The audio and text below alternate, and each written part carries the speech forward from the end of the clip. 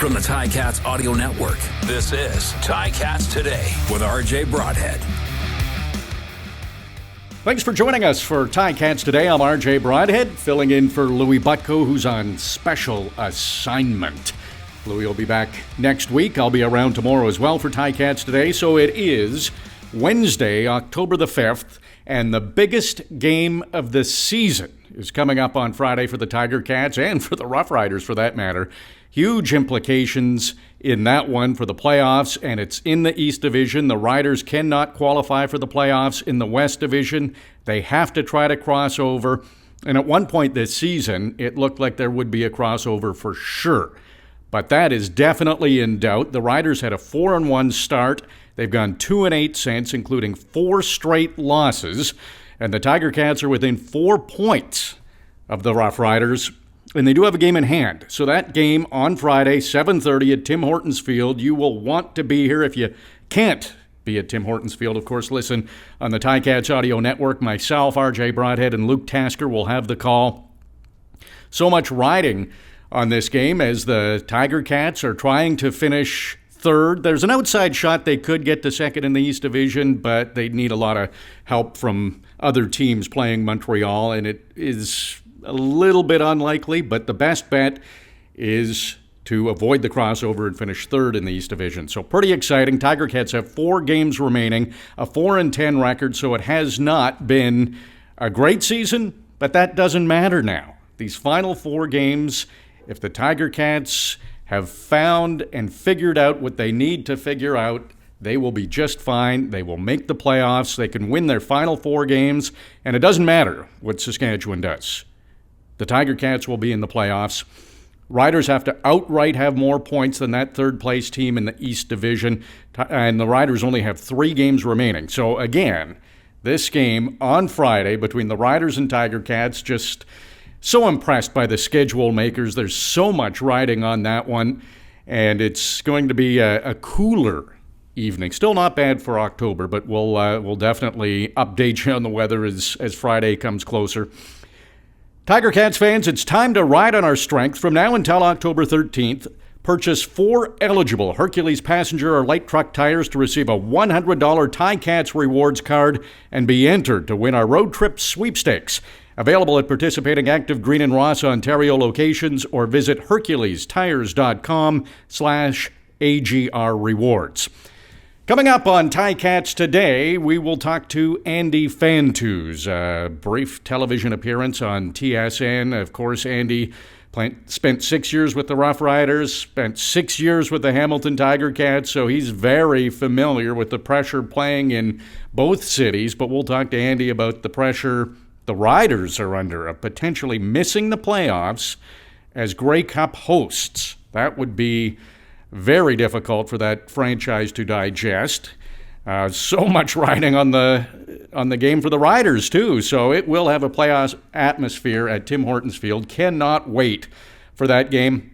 We'll hear from Coach O as the game approaches. At practice today, there were a few players that had been on the injured list practicing. It looks optimistic. We can't get any final word until the depth charts are released tomorrow, so we will definitely have those injuries updates for you on Ticats Today tomorrow, which is Thursday. We're going to hear from Mason Bennet. The Saskatchewan Rough Riders have allowed the most quarterback sacks this season. So you know that Mason Bennet, who's tied with Julian Hauser for the Tiger Cats quarterback sacks lead with 5, will be ready to go and try to get after Cody Fajardo and add to those sack totals and really limit the Saskatchewan offense. So we will hear from Mason. We'll hear from Wes Hills, who was the Ticats Audio Network player of the game in the last game for the Tiger Cats. The running back really seems to have found his groove with the Tiger Cats. He loves to have contact. It takes more than one player to bring him down, and Wes, extremely entertaining. So that's all coming up today on Ticats Today. Let's hear from Coach O. Hey, let's just start with that midfield. Win was written in tape. Yeah. I guess the message is clear. Message is clear. Oddly enough, around here we create an environment where people are empowered. The video person can write a message on his board, upstairs if you walk through. That was all from the equipment folks. That wasn't planned by a coach or anything. That's, we didn't have lines on the field today, which is not a big deal, but Justin, Dylan, and obviously Drew do a great job of getting us ready to practice, and they put a message out there.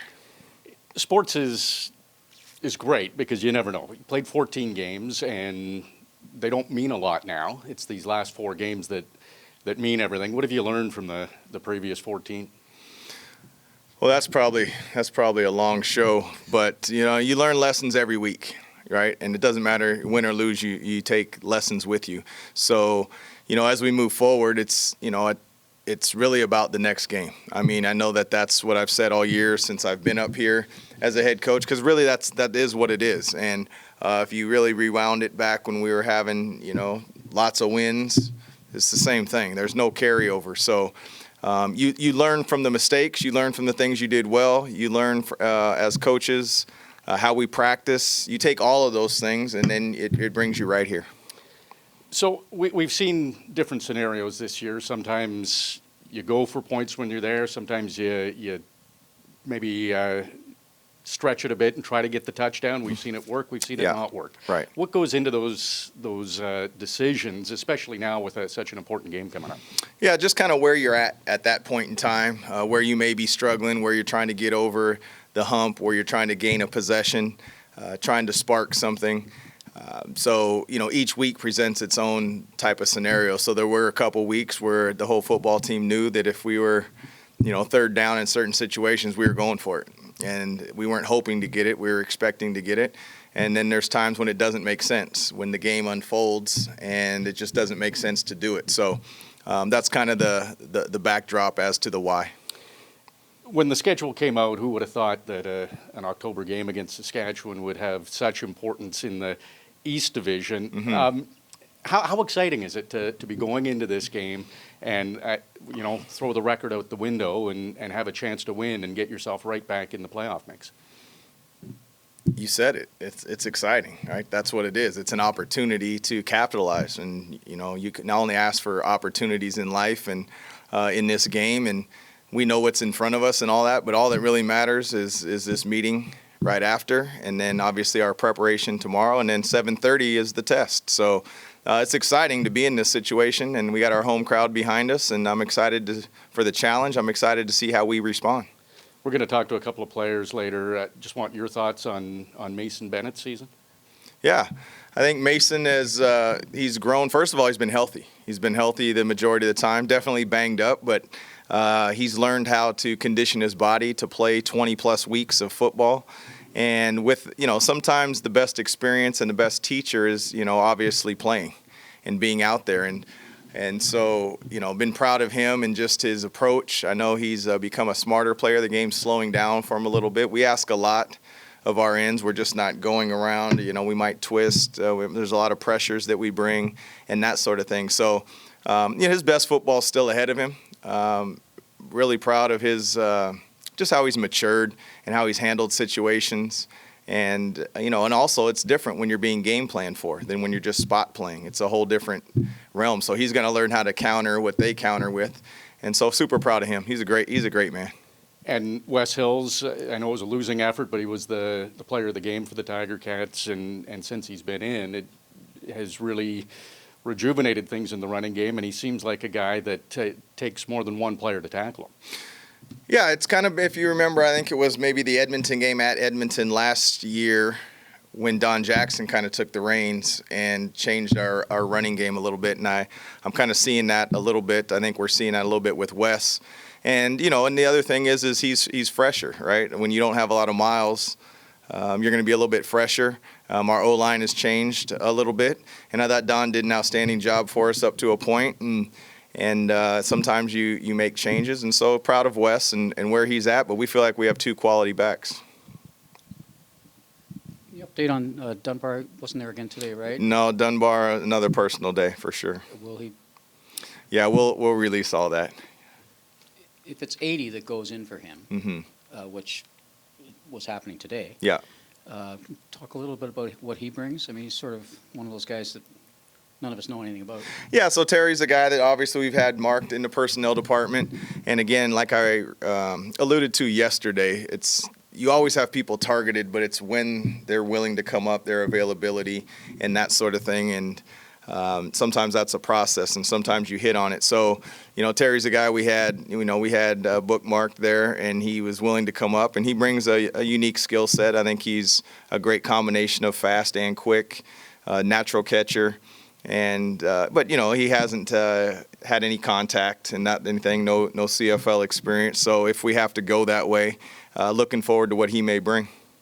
And Woods took returns again today. Is he going? Looks like he's feeling. I'm trying. Steve.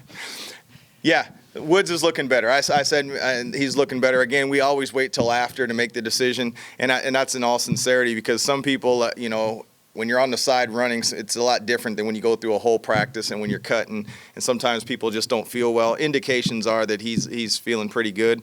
We'll be able to slam that down after practice.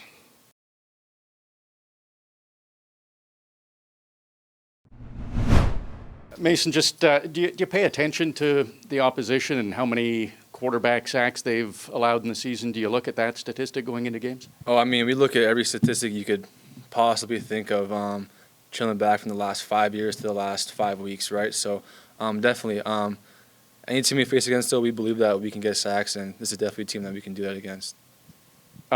With you've been on a great run lately with getting quarterback sacks. What has led to your success? I wouldn't say anything specific. I think just keeping to the grind.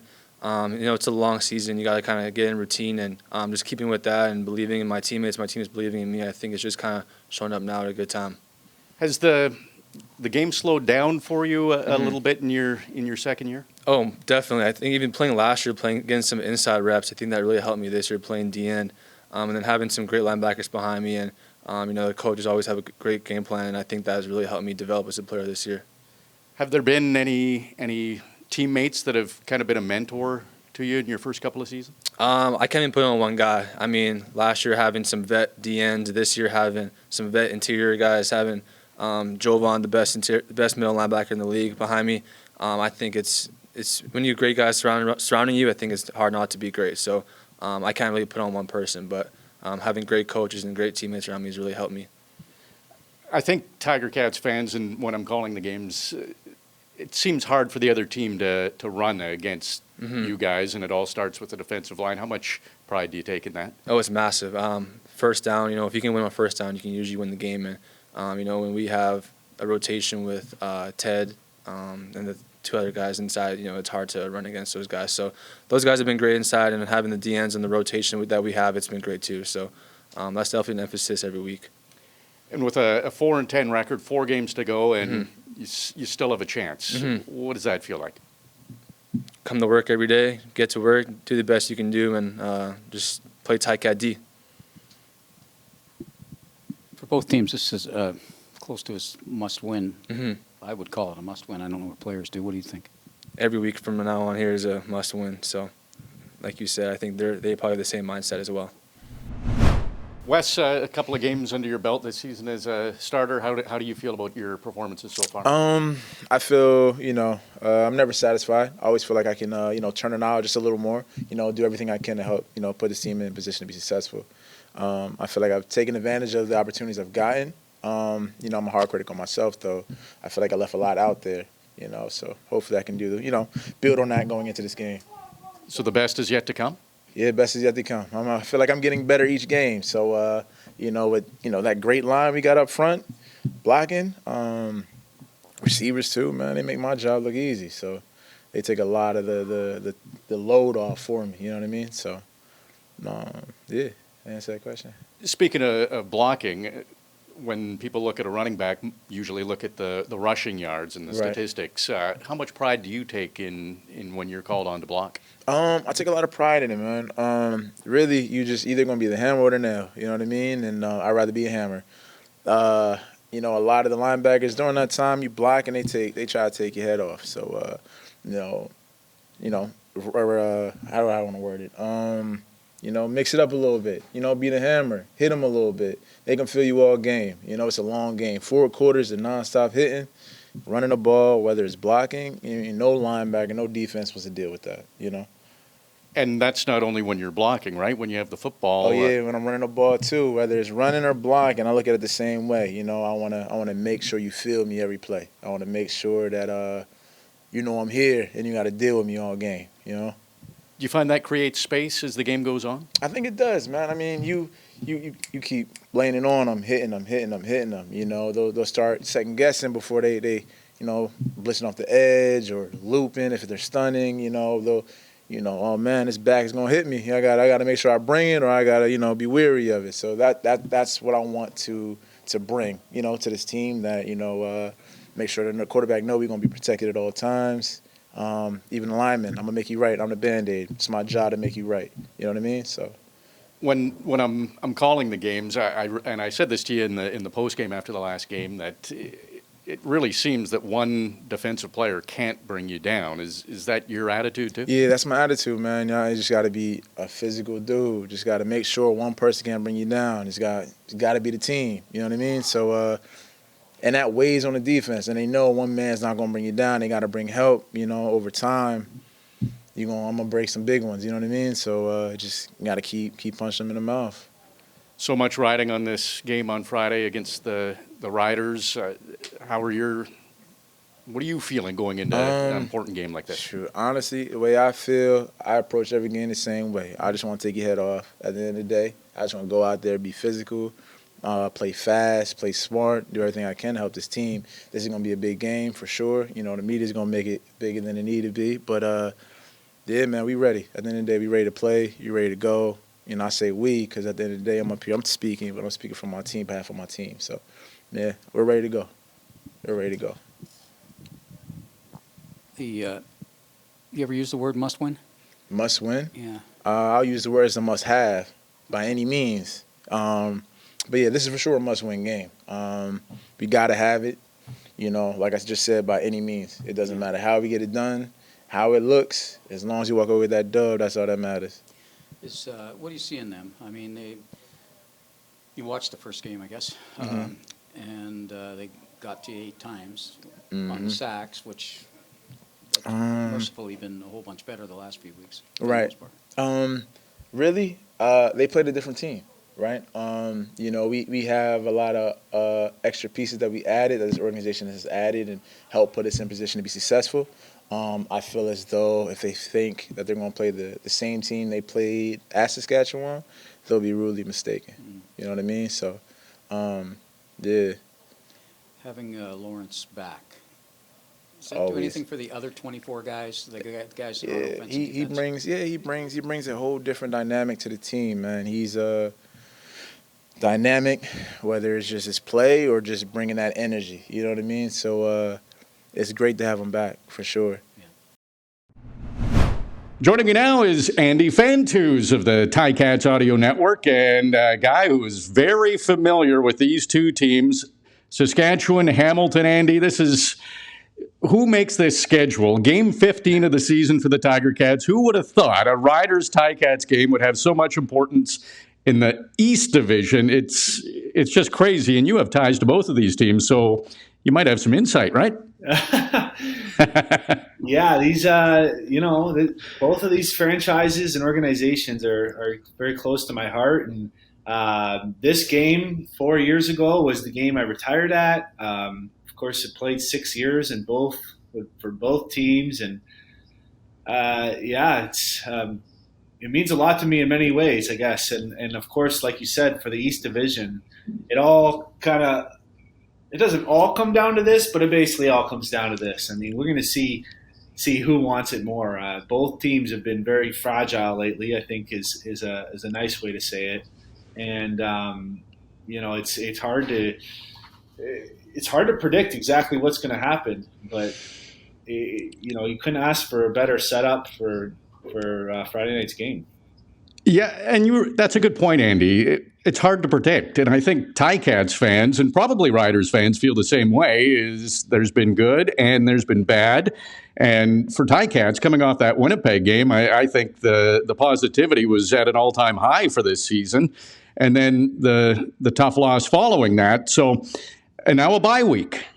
And they seem to be pretty good out of bye weeks, but this is it. These final 4 games, there's the runway, you're at the end for the Tiger Cats. One of these teams is probably not going to make the playoffs. It would have to be pretty crazy for the Tiger Cats to catch Montreal for second place. But the Riders' only chance is through the East Division, and the Tiger Cats, it's looking like they have to eliminate that crossover. So to basically have a East versus West Division game in October, that means so much for the playoffs.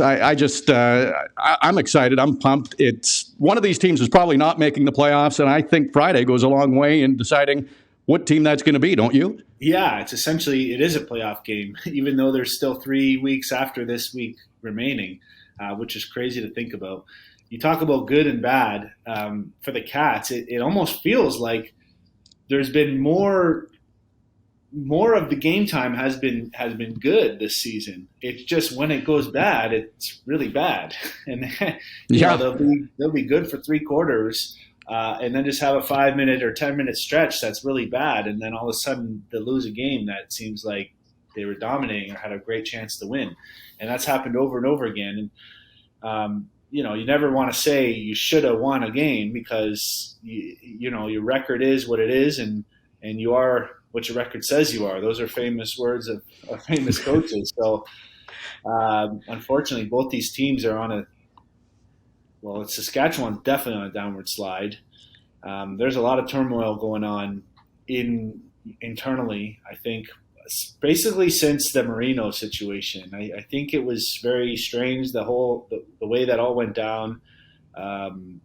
It feels like, I'm not inside the locker room, but it feels like the league was putting pressure on the organization, and they made reactive moves, which I think making a reactive move is never good to have trust amongst your peers and amongst your employees, in this sense, like your players. If you're going to say one thing and then react a different way, it could create some conflict. So, and now again, I'm just presuming, and you don't ever want to do that, but it seems that's part of our job.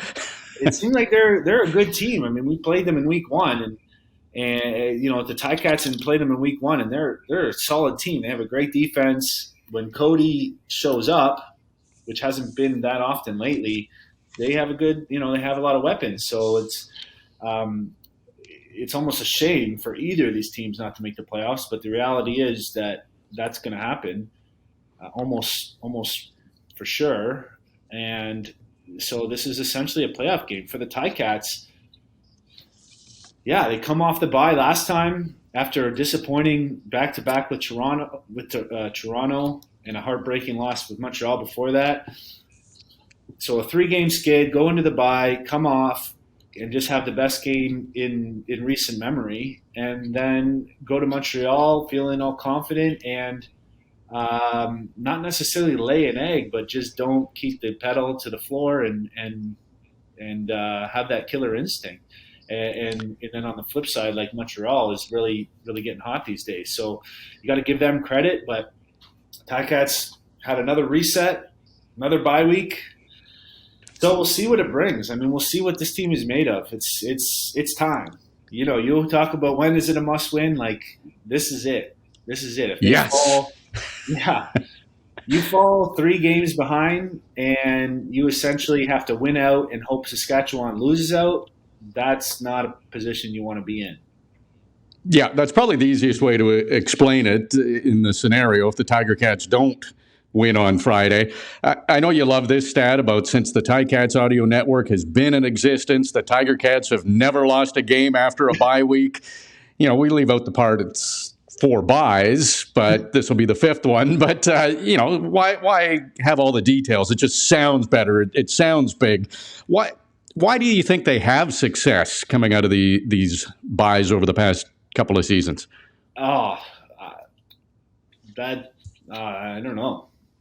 Yeah. I really don't know. It's probably go ahead. It's probably one of those that's hard to explain. Like, nobody can figure out in the 4th quarter, the Tiger Cats have allowed double-digit points in all but 4 games this season. Wow. Why? why? I go through the stats. I study it. I watch the games. Obviously, you watch the games. But it just seems there's been untimely turnovers that cost them, and the mistakes late in the game.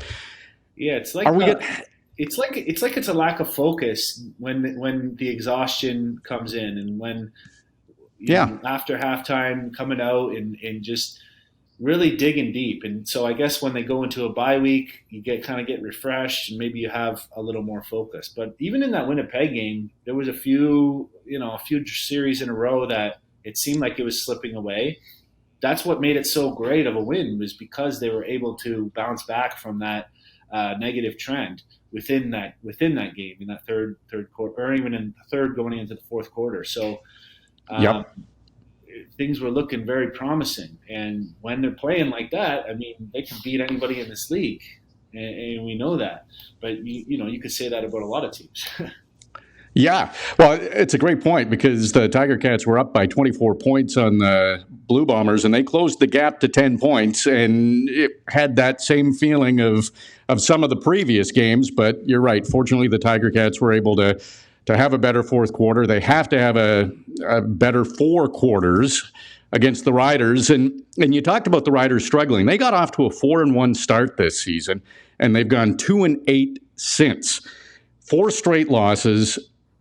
I'm from Saskatchewan. You played in Saskatchewan. We know that the Riders are it in the province. Everybody loves the Riders. They're hosting a Grey Cup, and for them to not make the playoffs would be devastating for the organization and the fans. Just speak about, as a player with the Riders, the pressure that is on this team going into this final 3 games for them. Yeah, especially this year, right? Because the last 2 seasons, they were 1 play, 2 plays, maybe 3 plays away from being in the Grey Cup, beating Winnipeg, being in the Grey Cup, and who knows what would happen. So they come into this season with the highest of expectations, a lot of their roster returning, a ton of talent on paper, and bringing in some acquisitions too, and getting some guys healthy.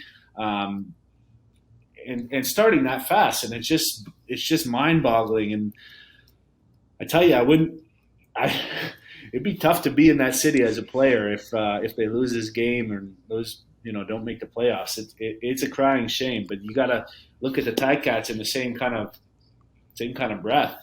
They back-to-back Grey Cup appearances, highest expectations, the favorites to win the East coming into the season. And so, but something's got to give, and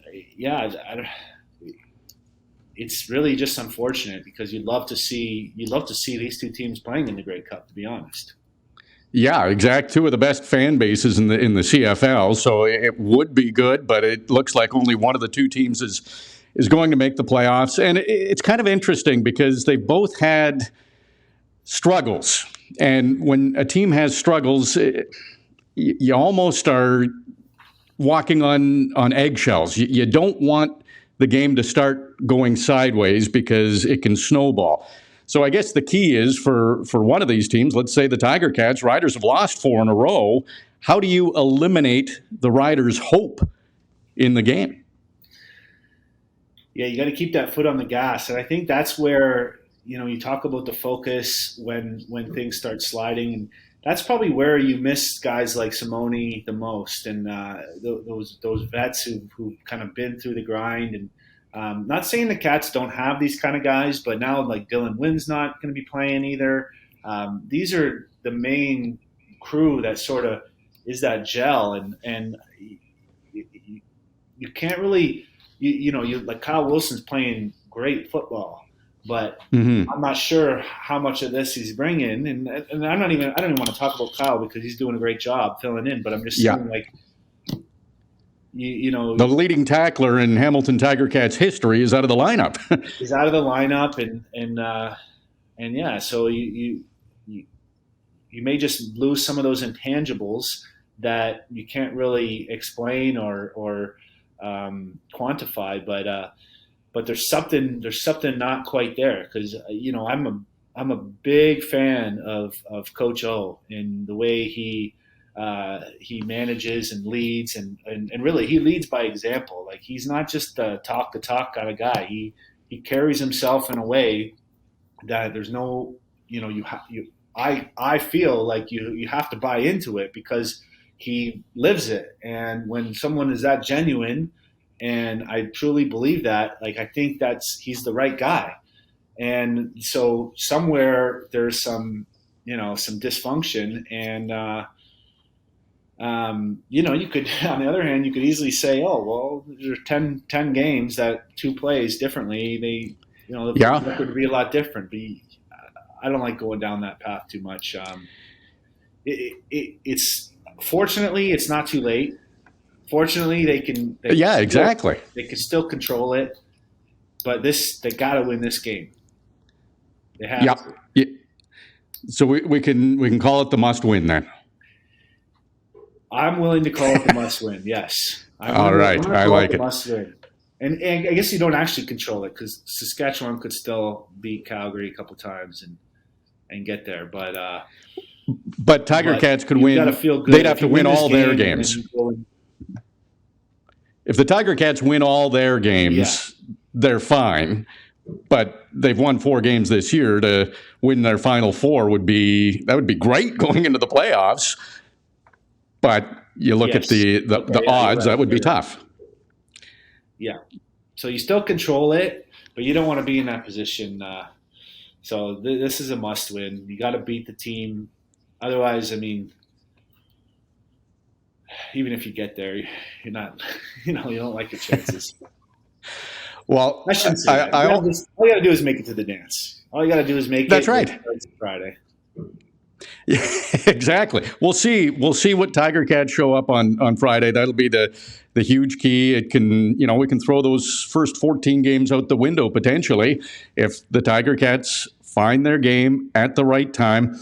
I want to bring up, you're a valuable member of the Ticats audio network. You went from TAN to TSN. I saw you on there, brief appearance, tall, good-looking Andy Fantuz, one of the best Canadian receivers, one of the best receivers in the CFL. And hey, looking good in the suit.